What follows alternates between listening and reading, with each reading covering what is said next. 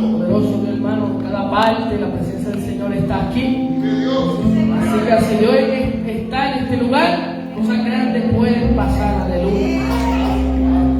Su presencia es suficiente, gloria a Jesús, aleluya.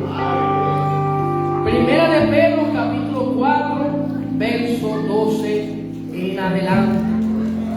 Cuando usted lo encuentre, me responde con fuerte amén. Gracias, Jesús, poderoso Dios, aleluya. Gloria al Señor, Dios es bueno para siempre, su misericordia. Gloria a Dios, aleluya. Lo tenemos, iglesia.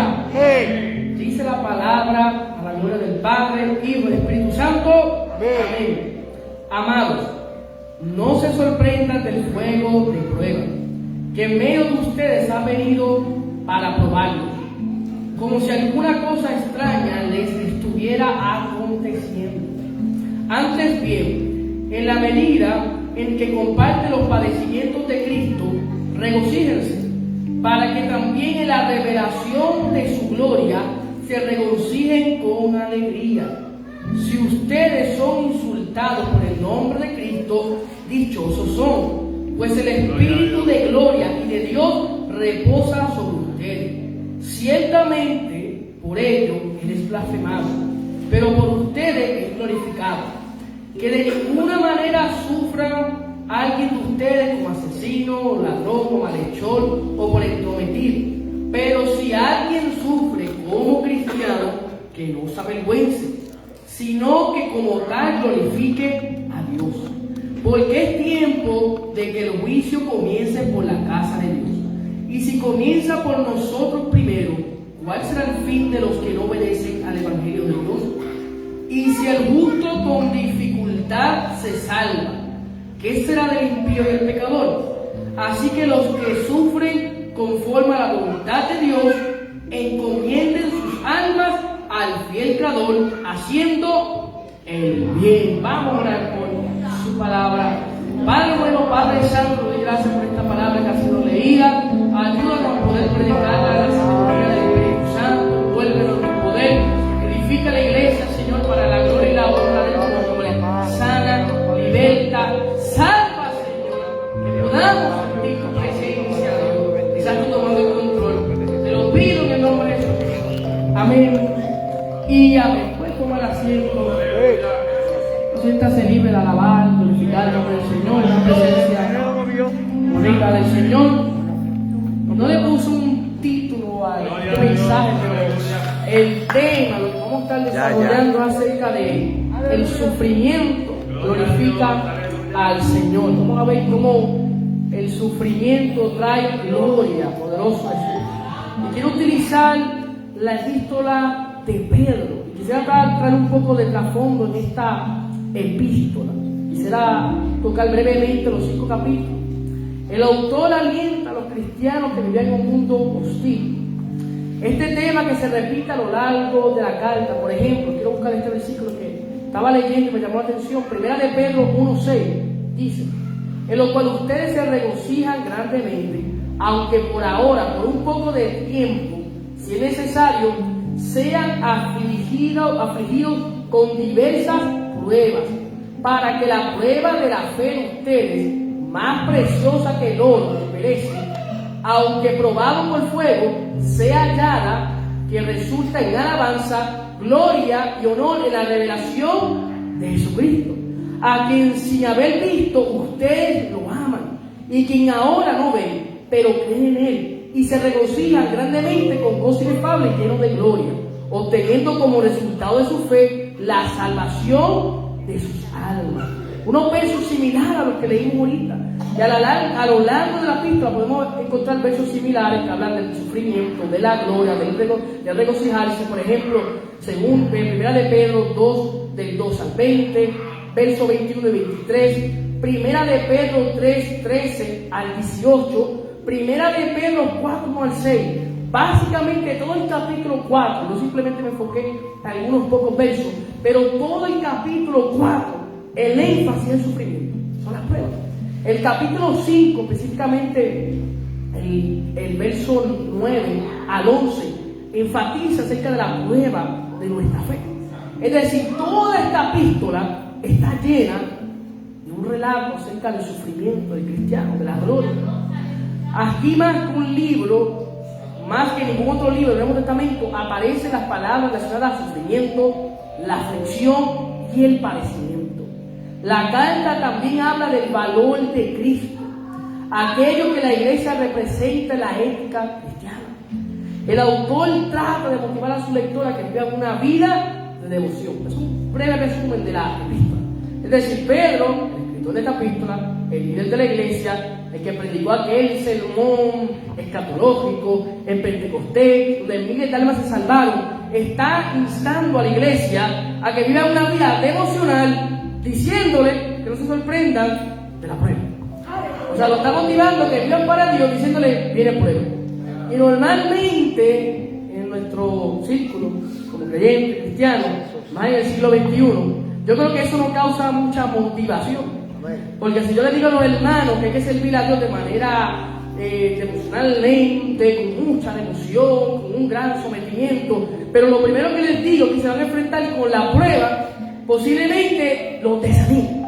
O sea, en vez de animarlos para que sigan hacia adelante, si yo les digo que lo que viene después de usted aceptar al Señor, de proseguir, de conocer a Cristo, de buscar a Dios con intensidad, si lo que yo les digo a ustedes es que lo que viene después es prueba, quizás eso no les cause mucho gozo. Pero esta epístola está preparado para eso, para que podamos recibir este consejo con gozo. ¿Y cómo ocurre eso? Poniendo a Jesús como el mejor ejemplo. Pedro usa a Jesús como un ejemplo de resistencia pacífica a la prueba, persecución, que no devuelve con insultos o mal a sus perseguidores. En esta epístola el mejor modelo es Cristo. O sea, iniciando, para que usted pueda vivir esa vida de devoción, no puede poner la mirada en el mal, no puede poner la mirada en la prueba, tiene que poner la mirada en el buen ejemplo, en Cristo. O sea, Pedro se va a encargar, y lo logró hacer, que este tema funcione, haga efecto, buscando el mejor modelo de Jesús. Si Jesús es el mejor modelo de sufrimiento, de prueba, entonces yo creo que va a haber una razón para poder gozarlo en ese día difícil que vendrá. Esta esperanza viva y la herencia que han estado esperando los destinatarios debe animarlo al punto de regocijarse. O sea, esta iglesia, en el contexto de Pedro, cuando reciben esta carta, estaba recibiendo persecución. Pedro posiblemente se escribió para el año 55 en adelante, 58, o quizá a principios de los 60. Y así fue así, ya la iglesia estaba experimentando persecución, porque el cristianismo era una religión y se oponía hasta cierto punto a la cultura romana. En la cultura romana, el emperador, el César, para algunos era un Dios, pero para la iglesia solo había un Señor, solo un César, y era Jesucristo. Solo había uno que tenía la capacidad de gobernar todo, y no era el emperador, era Jesús. Así que si los cristianos afirmaran que Jesús era el Señor y no el César, automáticamente eso era una persecución. Así que Pedro quería alentarlo, porque sabía que los cristianos se estaban enfrentando a persecución y se enfrentarían en el futuro a persecuciones mayores.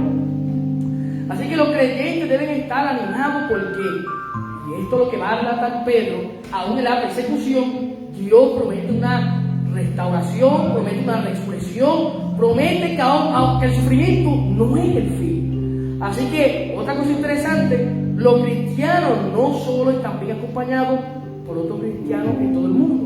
Ahorita cité 1 Pedro 5:9. Ahí enseña que lo que usted está pasando, la persecución, otro cristiano en otra parte del mundo también lo está sufriendo, también lo está experimentando. ¿Por qué? Porque los cristianos que sufren son el pueblo de Dios y parte del templo. O sea, quizá usted cree que su prueba, su sufrimiento, nadie lo entiende. Pero posiblemente lo que usted está pasando, alguien lo está pasando quizá a mayor escala o quizás menor, pero de alguna manera lo está pasando. Los mismos padecimientos se están cumpliendo en cada uno de nosotros, porque al final este sufrimiento no habla de nosotros, habla de Cristo. Y es necesario que pasemos por tribulaciones, es necesario que seamos atribulados para entrar al reino de Dios, para ser partícipe de la salvación tan grande que Dios ha preparado para los que le aman. Y si usted va a 1 Corintios 13, el amor inicia, la característica dominante es el sufrimiento. Así que Pedro va a alentar a los receptores de esta carta a que crezcan en la salvación a través del sufrimiento. Así que teniendo un trasfondo de lo que es la primera epístola de Pedro, yo quisiera poder trabajar, desglosar cada verso de lo que leí. Y el primer versículo es el 12, donde dice: esperen pruebas. Yo utilicé la versión La Nueva de las Américas, por eso quizás sería un poquito diferente. Pero básicamente lo que está diciendo Pedro es: no se sorprendan de la prueba, espérenla, porque va a llegar. Algo similar de ser predicador en Eclesiastés, que a todos nos va a llegar el día malo. Y yo creo que nadie posiblemente quiere que ese día llegue. ¿Por qué nadie quiere que ese día llegue? Porque el día de la prueba pone a luz lo que hay en nuestro corazón. Cuando usted, por ejemplo, vamos a remontarnos a la escuela, aquellos quizás se acuerden en sus primeros años, cuando allá en primer grado, segundo, tercero, cuando uno va cursando lo que es los primeros grados escolares, usted sabe que los maestros se encargan de que el estudiante pueda aprender, dominar todo lo que le está enseñando. Pero la manera mejor de que el estudiante se ha puesto a prueba es a través de un examen. Es decir, los maestros se encargan quizás de las primeras 3 semanas, a veces un mes, darle material, enseñanza, tal, una hora poniendo cosas en la pizarra para que al final el estudiante pueda poner eso en práctica. Pero la mejor manera del maestro saber que verdaderamente eso lo está aplicando, lo está ayudando, es a través de un examen. Y en ocasiones, en la vida cristiana sucede igual. A veces nosotros predicamos de Cristo, hablamos del amor, hablamos de la prueba, hablamos de la fe, y estamos quizá un buen tiempo dando testimonio de alguna otra manera del Evangelio, pero llega el momento que Dios nos pone a prueba. Ahí llega el examen, y cuando Dios nos pone a prueba, la fe se pasa por el fuego, y el fuego saca a luz lo que hay. Si usted quiere saber si algo es de oro o no, pásalo por el fuego. Si no es de oro, se va a fundir. Si no es un material valioso, resistente, el fuego lo quema, lo destruye. Pero cuando algo tiene valor, el fuego no lo destruye, el fuego lo purifica, lo limpia. Y cuando nuestra fe es pasada por el fuego, ahí se manifiesta lo que verdaderamente hemos estado testificando, anunciando, declarando. Porque créanme que es fácil decir: Cristo sana, Cristo liberta, Cristo viene. Todo eso es fácil. De hecho, más cuando uno tiene un micrófono. Pero cuando llega el momento de que uno se pone a prueba, de que uno se encuentra pasándose por el fuego, ahí es que viene el momento de decir: bueno, ¿me gozo o simplemente me vengo a claudicar a pelear? Llega ese momento. Pero Pedro dice: las pruebas no son extrañas en la vida cristiana. Debes esperarla. Las pruebas son parte de la voluntad de Dios. No son advertencias de que estamos desobedeciendo. En algunos casos, hay casos. Son las herramientas que Dios utiliza para perfeccionar a los suyos. Nadie puede, digamos, y esto estoy hablando en un sentido positivo, nadie puede llegar al otro nivel, ser exaltado, si no ha sido probado. Es difícil. Yo, cuando practicaba el atletismo, el deporte, créame que antes de una carrera importante yo tenía que sacar un buen entrenamiento. Y el momento donde se probaba si el entrenamiento estaba siendo efectivo y si yo tenía la capacidad de cumplir el objetivo, era la carrera. Ahí se probaba si verdaderamente yo había sacado el mejor provecho del entrenamiento. Era en la carrera, donde había competencia, donde había otros atletas posiblemente mejores que yo. En ese momento de la carrera se manifestaba lo que yo estuve haciendo por muchos meses, entrenando. Y así ocurre, cuando llega la prueba se comienza a manifestar de qué estamos hechos. Si estamos hechos en una fe sólida en Cristo, o si simplemente nuestra fe está fundada quizás en el vacío, en la arena. Hay una parábola que muestra esto en Mateo 7, Mateo capítulo 7, versículo 24, se habla de la parábola de los 2 hombres que construyen una casa, una sobre la arena y una sobre la roca. Ambos tenían su casa, ambos recibieron la tempestad. El de la roca la recibió de igual manera. La diferencia fue que cuando llegó el momento fuerte, cuando llegó la tempestad, el que tenía la casa sobre la roca resistió. la casa permaneció. Pero aquel que posiblemente construyó la casa en la arena, que es algo mucho más fácil, porque para construir una casa en la roca hay que tener, bueno, eso tiene que ser algo difícil. No es nada simple construir una casa en una roca. Pero había firmeza. Pero el de la arena buscó quizás el camino fácil. Y cuando llegó el momento de prueba, ¿qué ocurrió? La casa se vino abajo. Y Cristo le habló eso de manera, una parábola, finalizando el sermón del monte, que abarca Mateo 5, 6, 7. Pero cuando usted va al capítulo 8, un capítulo más, ahí viene la prueba. Cristo le dio, como uno dice, le dio el repaso, le dio las instrucciones. Y en el capítulo 8, Jesús les dice, crucemos al otro lado. Ahí estaba Jesús en la barca, entre los discípulos, y en medio de la barca, los discípulos, que son la casa, el templo, nosotros, se encontraron en la tempestad. ¿Y qué hacía Jesús? Dormían. Los discípulos estaban turbados, porque las aguas estaban azotando, pero se les había olvidado que la casa que está sobre la roca permanece. Y aunque los discípulos tuvieron miedo, al final llegaron al otro lado. ¿Por qué llegaron? Porque Cristo era el fundamento de esa barca. Y cuando Cristo es el centro, los azotes, los males, nada puede, hermano, derribar un creyente, una casa de Dios, una iglesia verdadera. Al contrario, los discípulos entendieron que el que estaba allí era poderoso. No era la experiencia, porque Pedro tenía buena experiencia en la pesca, sabía de alguna manera cómo iba a estar el clima. No, vencieron porque Cristo estaba en la barca. Él estaba en control de la situación. Yendo al versículo 13 y 14, Pedro comienza a hablar acerca de regocíjense en las pruebas. En el 12 le dice, espérenla. Ahora en el verso 13 y 14 le dice, alégrense, regocíjense. Esta es la parte, hermano, quizás contradictoria, porque si usted está en prueba, y hay tantas maneras de estar en prueba, finanzas, salud, desánimo, hay una lista larga, un familiar afectado, de salud, emocional, hay un sinnúmero de maneras de que llegue la prueba. Pero Pedro te está diciendo, regocíjate. Y no sé cuánto han experimentado eso, regocijarse en las pruebas. Cuando las pruebas vienen, sufrimos por causa y participamos del sufrimiento de Cristo. Cuando usted está haciendo la voluntad de Dios, llega a la prueba, créanme que eso es una oportunidad para glorificar a Cristo. Y yo creo que a veces nosotros fallamos porque como cristianos a veces estamos bien desenfocados. Por ejemplo, yo voy a ver la misma analogía ahorita. Cuando una persona está tomando clases los primeros años de la escuela, créame que a veces uno piensa que el fin es simplemente terminar la escuela. Cuando yo estaba por lo menos en los primeros años de escuela elemental, yo pensaba que la vida se acababa cuando yo terminara la escuela. Pero yo no sabía que la escuela me estaba preparando para lo que venía próximo. Yo pensaba que una vez yo llegara a la high y llegara a los 18 años ya finalizaba todo.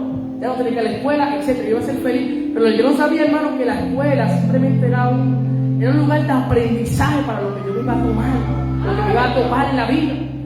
Y hay veces que nosotros como cristianos pensamos que el fin de esta vida, como creyentes, es que lleguemos al cielo. Se acabó. Pero se nos olvida que las pruebas lo que hacen es que Cristo se ha formado en nosotros. Ese es el propósito del cual usted está aquí. Cristo se tiene que formar en tu vida. La gente tiene que ver a Cristo a través de ti. Y la única manera de que eso ocurra es cuando viene el sufrimiento, viene la prueba y las marcas de Cristo comienzan a reflejarse. No hay otra forma. Si usted está aquí, no es porque hoy se le promete un cielo. Eso es parte, pero ese no es el fin. El fin y el propósito es que vamos a manifestar a Cristo. Cristo, la esperanza de gloria se va a hacer real en nosotros. Pero como a veces estamos esperando o estamos más enfocados en el lugar y no en la persona, pues como que perdemos de vista lo que Dios quiere hacer. Y lo que Dios quiere hacer con tu vida no es prepararte para el cielo. Lo que Dios quiere hacer con tu vida es que usted tenga la capacidad de manifestar a Cristo. Manifestarlo aquí en la tierra.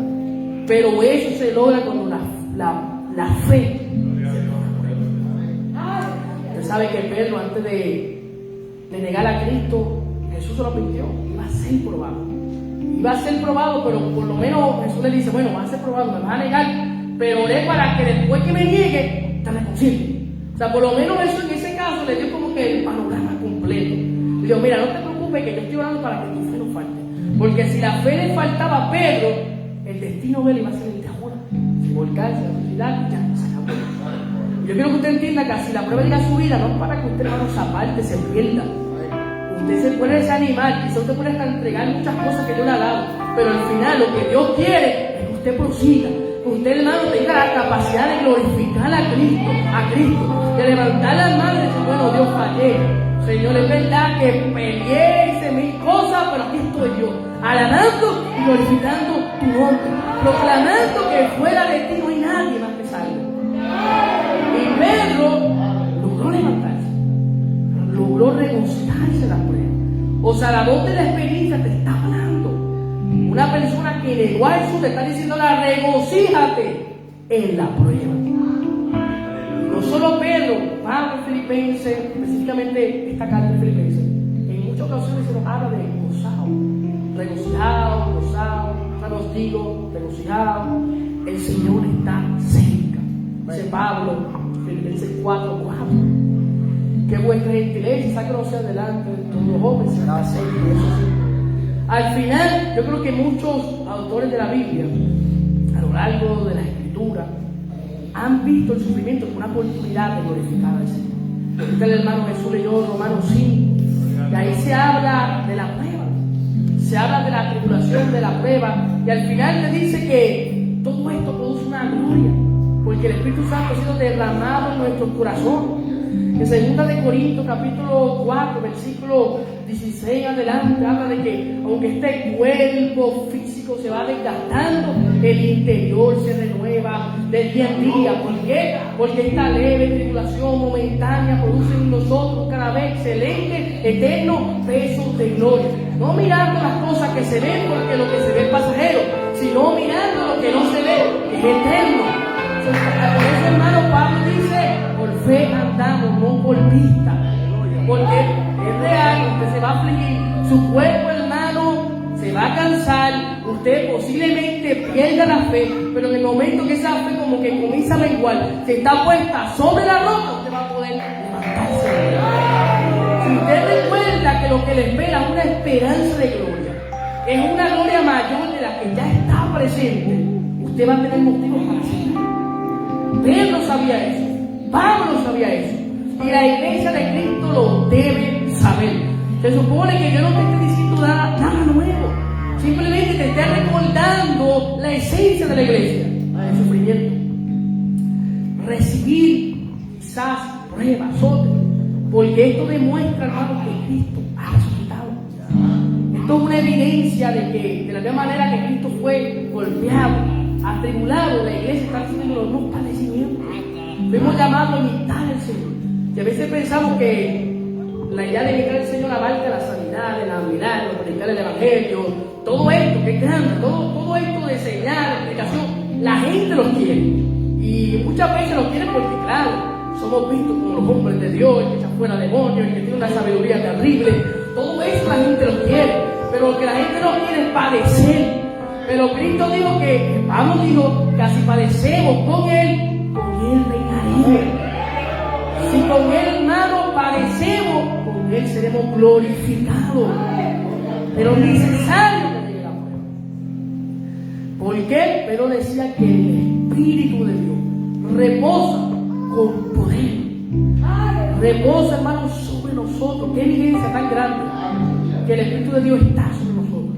Hay veces que usted piensa que está solo, pero no es hasta que usted siente la presencia del Señor que se da cuenta que usted no está solo. Pero a veces los mejores escenarios para sentir a Dios es la prueba. Yo creo que cuando más siento Dios en mi vida, cuando estoy afligido, cuando estoy desanimado, cuando estoy triste. A veces cuando estamos normal se nos olvida que Dios está con nosotros. Y caminamos, nos paseamos, hacemos mil cosas, y a veces no estamos sintiendo a Dios. Sabemos que Dios está, pero hay veces como que nos acostumbramos.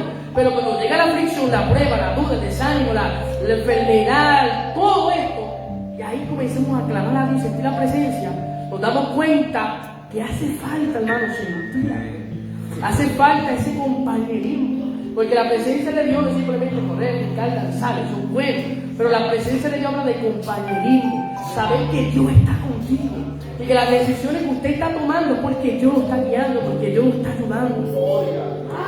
Así Así que en esta parte, Pedro alienta a la iglesia a que se regocije. Y hay un evento en las Escrituras, en el Antiguo Testamento, que es bastante peculiar. Y es Daniel capítulo 3. Cuando usted va a Daniel capítulo 3, usted ve la historia de aquellos jóvenes hebreos. Estos jóvenes fueron puestos a prueba. Su fe sería comprobada. Había una estatua que se había levantado. En aquel momento, aquellos jóvenes hebreos se encontraban en Babilonia, una tierra extraña, habían perdido su tierra. Posiblemente ya había ocurrido la destrucción del primer templo. Y allí estaban. Su fe iba a ser puesta a prueba. Estos jóvenes decidieron hacer la diferencia. Se hizo un edicto. Básicamente tenían que adorar a Nabucodonosor, a la estatua. Y estos jóvenes fueron fieles. No doblaron sus rodillas ante Baal, ante los ídolos, y simplemente mantuvieron su postura. Cuando el rey vio esto, créanme que le molestó. Los sátrapas, los enemigos, los de la corte, le dijeron: mira, que hay 3 personas que no se están doblegando al edicto. Y en ese momento ellos pudieron quizás decir: bueno, sabemos que si, ya que no vieron que no estamos doblegándonos, pues podemos retractarnos, podemos quizás doblegarnos igual que la multitud, ser como los demás, pero no. Estos jóvenes se mantuvieron firmes y declararon que aunque los metieran en el horno, en el fuego, aunque tuvieran que padecer por su vida, serían fieles a Dios. En esta escena de Daniel capítulo 3, no voy a abundar mucho, fueron lanzados a un horno de fuego.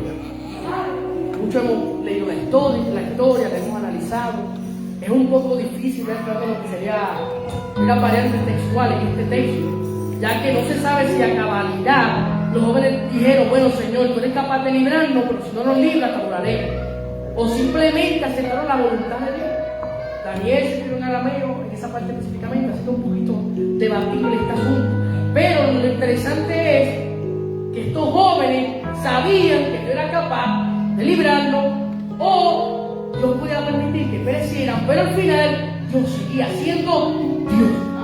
O sea, la prueba de ellos no iba a determinar que era Dios, porque al final Dios seguía siendo Dios. Pero ellos tenían la oportunidad, si estaban al horno, de glorificarlo. O sea, la manera de glorificar a Dios era haciendo lo que Dios le agrada, que era solamente adorarlo a Él. Y entraron al horno de fuego. En esa cena, cuando ellos entraron, obviamente lo que tenía que ocurrir era que automáticamente entraran, hubieran calcinado, el fuego, la pensada, hubieran grito, el peor escenario. Pero cuando entran, de momento se manifiesta un cuarto personaje. El cuarto personaje no era visible para él. Los jóvenes hebreos posiblemente no vieron al cuarto personaje. ¿Quién lo vio? Nabucodonosor, la corte. Esa gente de afuera estaban viendo que estos jóvenes hebreos cargaban algo diferente. Allá había un personaje, el ángel de Jehová. Uno se miraba a los dioses paseando. Ahí estaban los jóvenes hebreos, tranquilitos, el fuego no los mató. Sin embargo, como Nabucodonosor no entendía esto, ¿qué hizo? Llamó a que calentaran el horno 7 veces más. Vienen los sátrapas, vienen los enemigos, suben el calentón del horno y el fuego arde tanto que mata a los otros. O sea, el fuego dañó a los impíos, pero a los justos no les hizo nada. Al contrario, resplandecieron. Y esto es para que, confirmando que los ahorita te dije, el fuego de la prueba, hermano, no es para que usted muera. Al contrario, salieron, y es tan detallista el escritor que dice que su ropa, todo estaba intacto. Nada les pasó, porque la presencia de Dios estuvo con ellos. El profeta Isaías, antes de Daniel, dijo: aunque pasare por el fuego, no te quemará. Ya estaba profetizado, quizás no sé si lo habían leído, pero aquí estaba la presencia de Dios. Y lo más importante, hermano, de la prueba es que la presencia de Dios esté aquí. Si usted cree que la prueba lo va a matar, entienda que si la presencia de Dios está contigo, usted no va a morir. Usted va a vivir y va a adoptar la obra de Jehová. Hay personas, hermano, que ya no le dijo, ya le puso fecha, literal. Le puso fecha de muerte. Pero Dios quiere decirte en esta hora que usted, hermano, si confía en el Señor, usted va a vivir. usted va a ver la gloria de Dios, poderoso el Señor. Así que es tiempo, hermano, de creer al Señor. Entrando en el otro verso, 15 y 16. No se avergüencen en las pruebas. Pedro insta a la iglesia que no se avergüencen en las pruebas. Y aquí retomamos la idea que mencionó ahorita. La ley romana exigía que cada ciudadano jurara su lealtad al emperador. Una vez al año el ciudadano echaba un puñado de incienso en el altar apropiado y decía: César es el Señor. Pero el cristiano confesaba que Jesús, solo Jesús, era el Señor. Ahí entramos en el capítulo 13, versículo 15, que dice: si no santifiquen a Cristo como Señor en sus corazones, estando siempre preparados para presentar defensa ante todo lo que demande razón de la esperanza que hay en ustedes, pero háganlo con mansedumbre y reverencia. Usted, hermano, tiene que presentar defensa de su fe. Hay gente que en el mundo eran bravos, como dice por ahí, se comían los niños crudos, pero aquí en el Evangelio, hermano, tristemente hay gente que está bien acobardada, que no son bravos. El diablo, hermano, le come los dulces a mucha gente. Y aquí se nos manda a presentar defensa de nuestra fe. Si usted vino a Cristo, usted no puede poner su mirada a mirar atrás. Usted, de hecho, hermano, se puso las manos en el arado. Usted tiene que proseguir. ¿Por qué? Porque si usted suelta las manos, la obra se va a dañar. Lo que Dios comenzó a hacer se obstruye, se estanca. Pero si usted es bravo de verdad, usted le echa mano a la vida eterna. Usted no va a dejar que el diablo, hermano, tome ventaja. El cristiano que sabe, que no habla de cosas grandes, pero el enemigo está ahí susurrando. Pedro lo va a mencionar al finalizar la carta. Ahí está el enemigo, buscando la manera de desanimar al creyente. Ahí está el enemigo intimidando. Pero debemos apropiarnos de la vida de Cristo. Debemos apropiarnos de esa fortaleza. No debemos permitir que el enemigo tome ventaja en nuestra vida. No debemos avergonzarnos cuando lleguen las pruebas.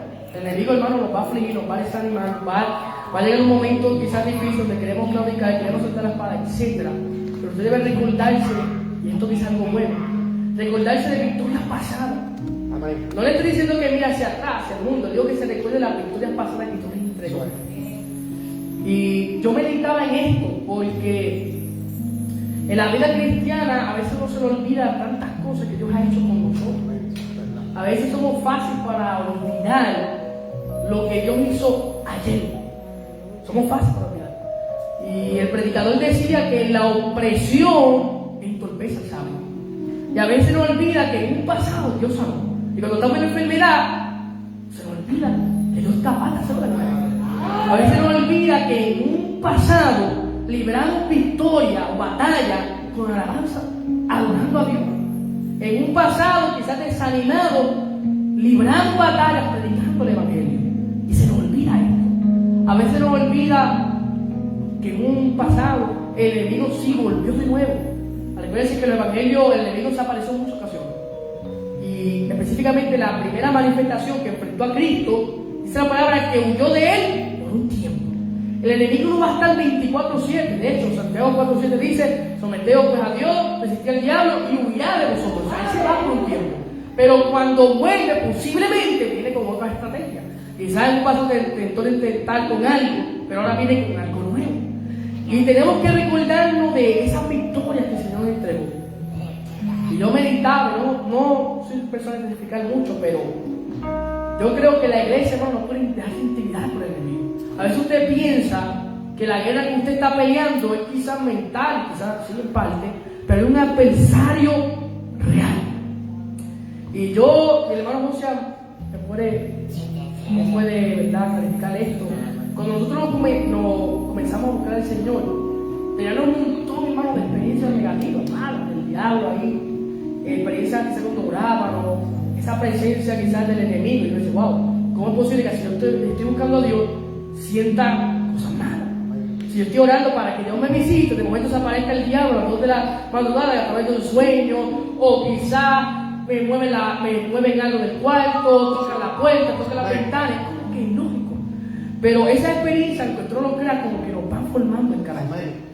Y yo cuando comencé a crecer, hermano, en el Señor, siempre experimentaba eso, en muchas ocasiones. Y yo recuerdo específicamente en una ocasión que estaba orando, ya llevaba una hora orando. Iba para una hora y media, casi siempre yo oraba 2 horas, cerraba y oraba 2 horas.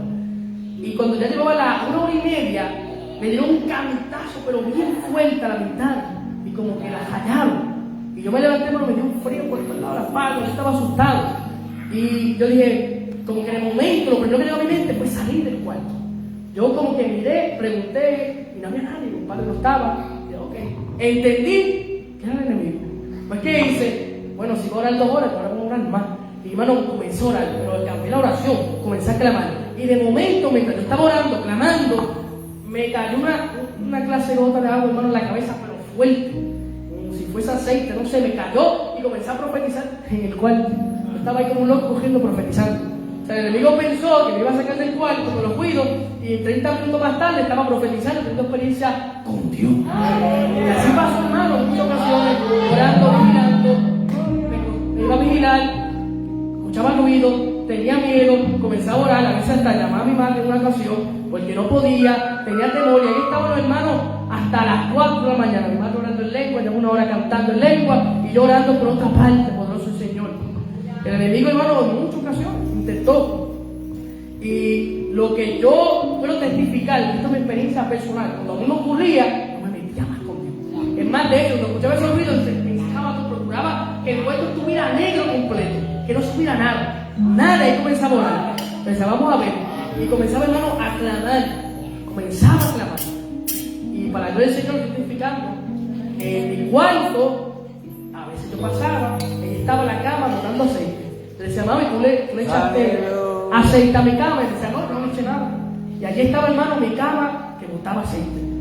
El hermano José se quedó una vez conmigo, y ahí, hermano, comenzamos a clamar, a orar. Y los 2 hermanos, yo empezaba a botar aceite por la mano, el hermano José comenzó a ir la mano a brillarle, y ahí, hermano, se metió el Señor. Experiencias personales que yo he vivido. ¿Por qué? Bueno, hermano, el enemigo intentó intimidarme, y yo simplemente seguí buscando al Señor. ¿Qué le quiero decir con esto? Que usted, hermano, tiene 2 opciones. El enemigo le va a susurrar, usted no sirve, quiere orar, y usted tiene, hermano, la libertad en Cristo de seguir peleando, de hacer la diferencia, de buscar esas experiencias con Dios.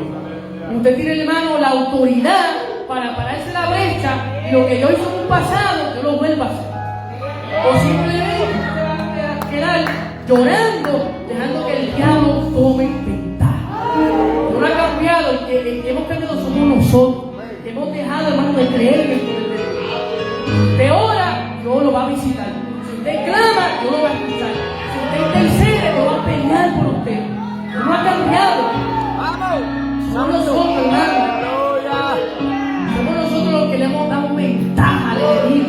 Hemos perdido terreno espiritual, porque hemos dejado de usar el armamento de Dios. Estamos desanimados, dejamos de orar. Estamos afligidos, no estamos con suerte en la presencia de Dios. Estamos con dudas, cerramos el oído a las palabras de Dios. Dejamos el seguir buscando el agua que salga. El problema al final es de nosotros. Por eso que viene la prueba, para que usted y yo, hermano, nos reivindiquemos de la prueba. Aleluya. La prueba llega para direccionarnos, para que comencemos a caminar correctamente, para que, ahorita dije, podamos subir de nivel. Los jóvenes hebreos, cuando salieron del horno, en una posición mayor. Ahora se encontraban en la corte. El Señor, hermano, los exaltó, los posicionó. Y a usted, aunque no lo crea, cuando ustedes pasan la prueba, tiene una gloria mayor sobre su vida. Amén. No es casualidad, y lo digo solo para, ¿verdad?, para testimonio, que quizás hoy está aquí. Si yo me hubiese detenido en el camino, yo no estuviese en este lugar. Quizás, hermano, estuviese haciendo otra cosa, pero no estuviese haciendo esto. Y es predicar y compartir la palabra del Señor. Pero aquí estamos con ese Señor, porque al final, hermano, las pruebas no nos pueden derribar si Dios está con nosotros. Así que Pedro, ¿qué hace? Nos alienta a que no nos avergoncemos de las pruebas. Casi sufrimos o lo que ocurra, que entendamos que el Espíritu de Dios está sobre nosotros. Al final, hermano, lo importante importante es eso, que la presencia esté. Y ya estamos finalizando con nuestro Señor. En el verso 17, 18, testigos en la prueba. Aleluya. En estos versículos Dios envía, hermano, las pruebas a la iglesia en general. Y esa prueba evidencia de que un día Dios va a juzgar al mundo de los perdidos. O sea, la prueba actual es señal de que si nosotros estamos siendo juzgados, afligidos, o como dice Pedro, que estamos recibiendo el juicio, entonces lo que viene después va a ser peor.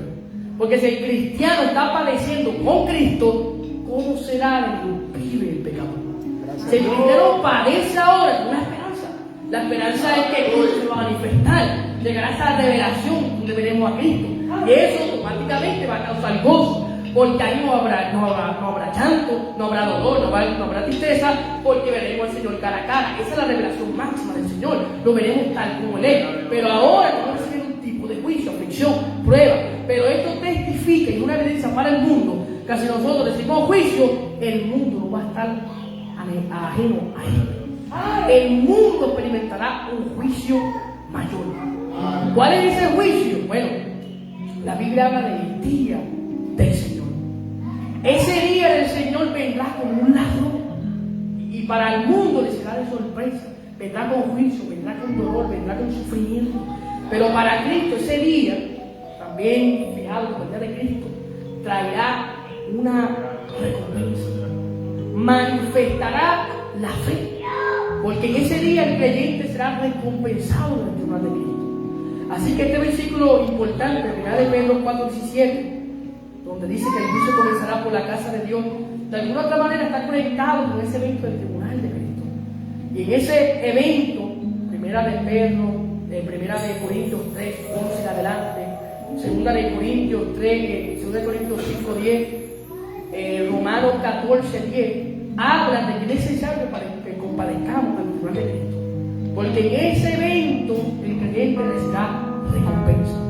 ¿Qué significa esto? Que las pruebas de hoy están acumulando recompensas para el mañana. Es posible que lo más grande no se experimenta en la vida.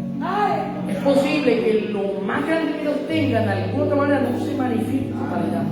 Tenemos la salvación, ya está presente, para que podemos experimentar la gloria de Cristo.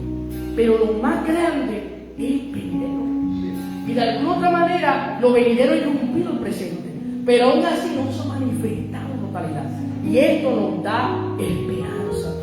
Así que yo aliento a la iglesia también de este mensaje a que pueda, hermano, entender que la prueba tiene un fin. El fin es que Cristo se revele a totalidad. Primero se manifiesta en nosotros, luego se haga presente al mundo. Él vendrá, la prueba señala eso, que viene un día final. Por eso, ¿cuál es el consejo de la paz? Pedro, encomienden su vida a Dios, su alma. Si el justo con dificultad se salva, ¿qué será del impío y el pecador? ¿Qué nos resta? Descansar en el Señor. No hay más nada, descansar en el Señor. Descansar, hermano, confiar. Dios es capaz de sanarte, si no te sana, amén, siga para adelante. Dios es capaz de multiplicar tus finanzas, si no lo haces, sigue creyendo que Dios lo va a querer. Dios es capaz, hermano, de dar tu ministerio, una casa, tantas cosas. Y si no lo hace, amén, hermano. Dios sabe la necesidad y cada cual lo pone conforme a la necesidad que haya. Así que al final, no debemos, poderoso el Señor, no debemos, hermano, desenfocarnos por lo que es poderoso el Señor. Y el último verso que quiero citar para finalizar es el verso 19. Que se nos habla, hermano, de encomendarnos al Señor. Poderoso Señor. Quiero leer el versículo 19 para así finalizar. Dice: así que los que sufren conforme a la voluntad de Dios encomienden sus almas al fiel Creador, haciendo el bien. Ese es, hermano, el consejo para la iglesia. No le estoy leyendo el capítulo completo. El capítulo 5 va a finalizar con una esperanza mejor. Pero aquí en el capítulo 4, el capítulo penúltimo, se nos habla de encomendarnos al Señor. Así que si usted está sufriendo, recuérdese que es una oportunidad para glorificar al Señor. No desista, no abandone, sino que intente de persistir, de perseverar y de permanecer. Por ahí dicen que de los cobardes no se ha escrito nada. Y es incorrecto, porque sí, se ha escrito muchas cosas de los cobardes. Pero créanme que de los valientes, de los justos, se ha escrito más. Si usted quiere ser partícipe, hermano, de la gloria futura, encomiende su alma al Señor. Vamos a estar puestos sobre nuestros pies, poderosos. Gloria al Señor, aleluya.